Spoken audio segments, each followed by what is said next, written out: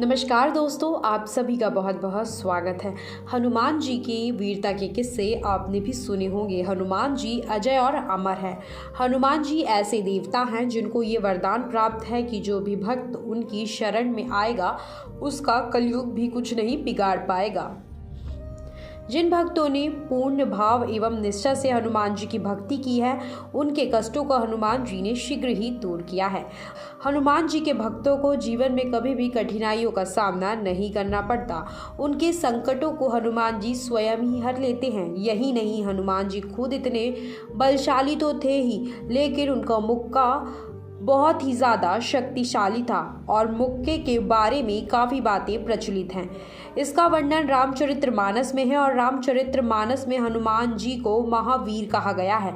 शास्त्रों में वीर शब्द का उपयोग बहुतों हेतु किया गया है, जैसे भीम, भीष्म, मेघनाद, रावण इत्यादि, लेकिन महावीर शब्द मात्र हनुमान जी के लिए ही उपयोग होता है। रामचरितमानस के अनुसार वीर वो होते हैं जो 5 लक्षण से परिपूर्ण होते हैं, जैसे विद्यावीर, धर्मवीर, दानवीर, कर्मवीर और बलवीर। लेकिन महावीर वो है जिसने 5 लक्षण से युक्त वीर को भी अपने वश में कर रखा हो।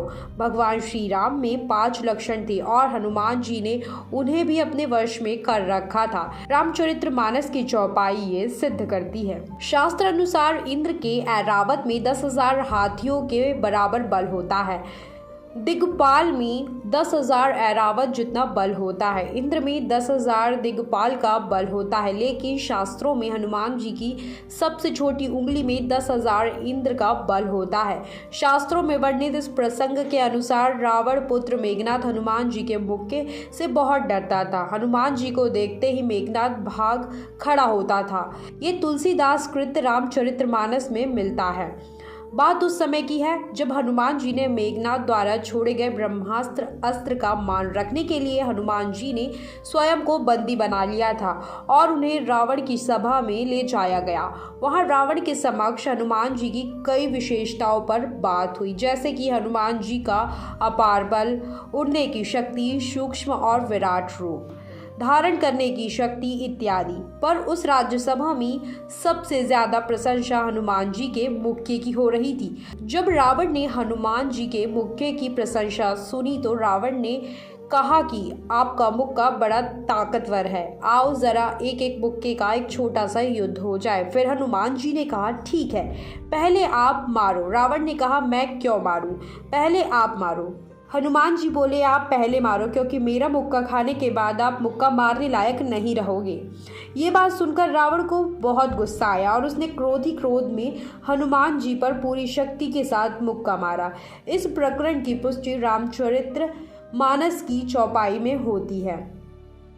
रावण के प्रभाव से हनुमान जी घुटने टेक कर रह गए, लेकिन पृथ्वी में नहीं गिरे। इस कृत्य को देखकर रावण की आश्चर्य की सीमा ना रही और वो हैरानी भरी नजरों से हनुमान जी को देखने लगा। अब बारी थी महावीर हनुमान जी की, जो कि क्रोध से भरे हुए थे। हनुमान जी ने रावण पर अपने मुक्के का प्रहार किया। रावण ऐसा गिर पड़ा जैसे कि वज्र की मार से पर्वत गिर जाता हो। कुछ समय के लिए मूर्छित हो गया। रावण की मूर्छा भंग होने पर वो जगा और हनुमान जी के बड़े भारी बल को सराहने लगा। गोस्वामी तुलसीदास जी कहते हैं कि मूर्छा गे बोरही सो जागा, कपि बल विपुल सराहन लागा।